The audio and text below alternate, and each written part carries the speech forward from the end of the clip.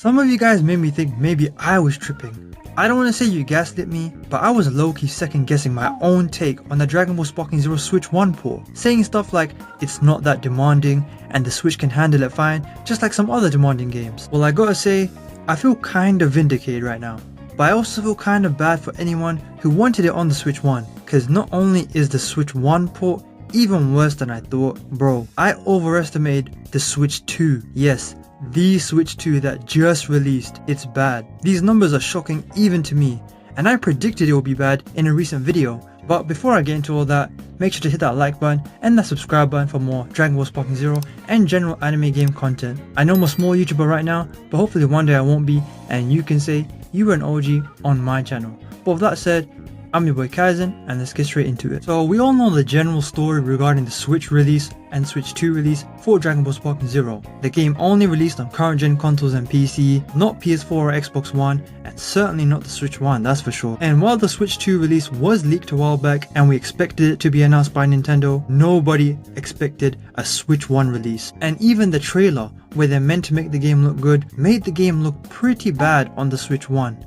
I mean, those textures though. The Switch 2 looked okay, but we didn't get any raw footage, and we knew it wouldn't be as good as like the PS5 and a high-end PC, but we all expected it to be fairly playable on the Switch 2, right? Maybe it will look just fine, but 30 FPS or something like that, right? Playable. And me personally, I thought maybe on the Switch 1 it would be 720p, bad textures, and 30 FPS but not locked 30 FPS. And I guess I was being too generous, because these numbers are just genuinely, I don't want to say appalling, because I might offend some people that are on the Switch 1 or Switch 2. And by the way, power to you if you don't have any other option and you want to play it. If it's playable to you, it's playable to you. This is just my opinion, no offense to anyone, and if you have fun with it, I'm genuinely happy for you. Let me know if you are a Switch 1 player or a Switch 2 player and plan to get Sparking Zero. But first of all, let me go over the Switch 1 stats for Sparking Zero. So first of all, when you're playing it docked, which most likely for a game like Sparking Zero, you will want to, even though people don't consider that the main Switch experience, at docked, it will be 720p, which, you know, 720p isn't the issue at all. I mean, that's HD, and let's be honest, we did not expect any higher than 720p for the Switch 1. In fact, I'll go ahead and say 720p is the best aspect of this information so far. Even better than I'd say the Switch 2 stats, which I'll go over in just a second. Now, as for the handheld stats, I keep saying stats, the resolution and FPS for the Switch 1 version, it will be 480p. Yes, a 2025 game release at 480p. Straight up, not HD. It's standard definition. What was the last console to be standard definition? Can anyone tell me in the comments? Maybe I'll add it in like an edit.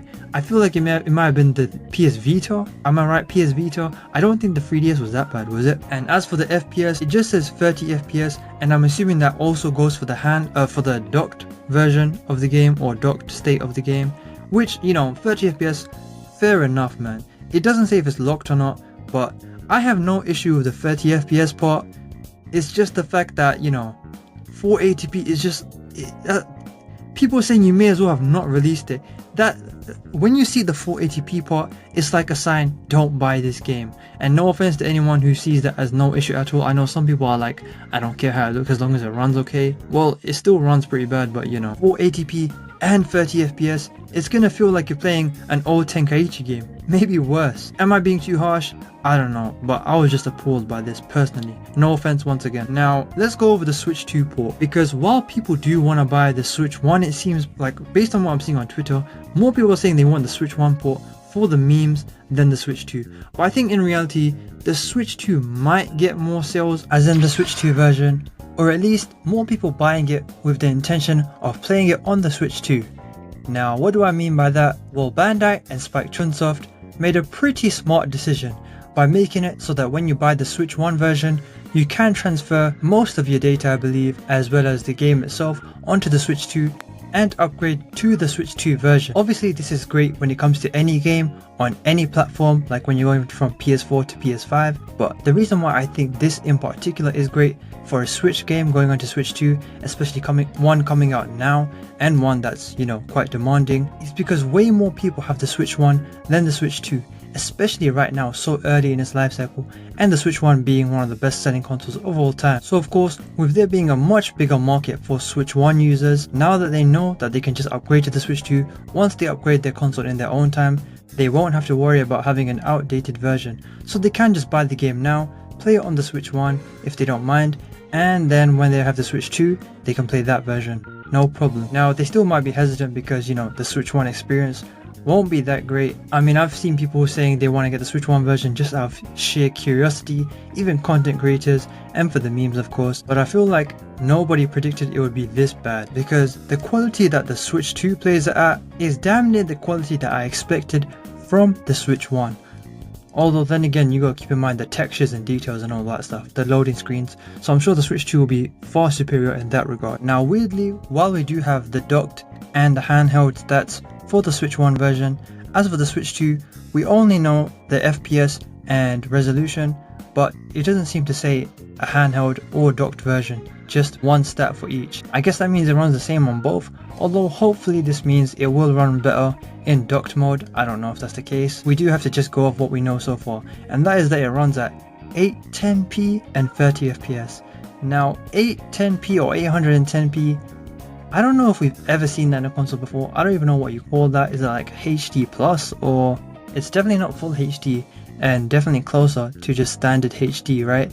720p. But I'm not gonna lie guys, I thought at least it would run at 1080p 30 FPS or 720p 60 FPS, and I do wonder if they were to just add a performance mode and put it down to 720p, could it run at 60 FPS? And maybe if they were to add the option, and I don't know, since they clearly aren't embarrassed about 480p, could they add an option for 480p and 60 FPS? To be honest, I think that would be embarrassing, especially for the Switch 2 because it just came out. And not only that, but I'm not sure if even lowering it to 480p is enough for 60 FPS on the Switch 2. Now while these are shocking numbers, I still really genuinely predict that this game's gonna sell pretty well across both Switch 1 and 2 combined. In fact, call me crazy, but I think it will do over 1 million. And then again, I do sound kinda crazy because of the reputation that Sparking Zero has, although the internet isn't everything. I mean, plenty of people still play Sparking Zero to this day, including myself.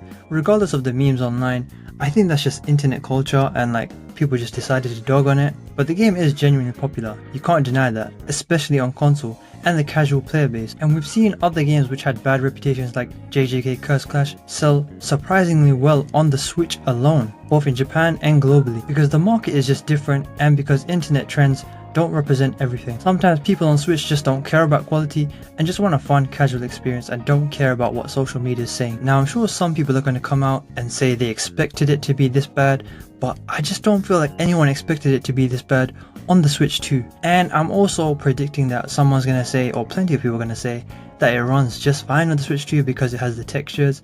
I don't know about the loading times yet, we don't know yet, but the textures seem to be more or less as good as the PS5 version, or at least, you know, not visibly different unless you like really deeply analyze it. The 30 FPS and the lower resolution is what stands out. But of course, feel free to voice your opinions in the comments below. I welcome all comments, all feedback. Do you think I'm overreacting? I mean, based on the reaction of people on the internet, it doesn't seem like I'm alone in this. But of course, if you are happily content with playing it in a lower resolution and 30 FPS, then you know, power to you. And if you're getting on Switch 1, have fun and eventually play it on the Switch 2 and you'll have even more fun, right? You gotta keep in mind, and I'm sure a lot of you do relate to this if you're watching this video, there are a large number of people, and I mean millions, who just use the Switch, and I guess now Switch 2, as their primary console and don't have another option and don't care to buy another option, which I completely understand if you just care about having Nintendo games, right? And you just have other games on the side. That's where this is perfect for you, and that's why I do see this game selling at least decent on the Switch and Switch 2. I do hope that there is at least crossplay between Switch 1 and 2 players. That might have been confirmed, but I'm not sure. But I do gotta say, regardless of how shocking it is, I'm still kind of excited to see how it runs on the Switch 1, like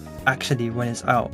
And I look forward to watching gameplay and probably some funny reactions online. But do let me know what you think about all this, and especially what you think about the Switch 2 quality and the fact that it's 480p on the Switch 1. And since you've watched this far, you clearly like my content and want to see more content on Dragon Ball Sparking Zero and maybe anime games in general. So do hit that like button and that subscribe button down below. It helps me a lot. I am trying to hit 2,000 subs as soon as possible, and maybe one day I could be a big YouTuber and you can say you were here early. And if you are interested in seeing more Dragon Ball Sparking Zero content and maybe some other anime game content, check out one of the videos on screen now. Follow my Twitter in the description below. I yap a lot on there about games, anime, and just things in general.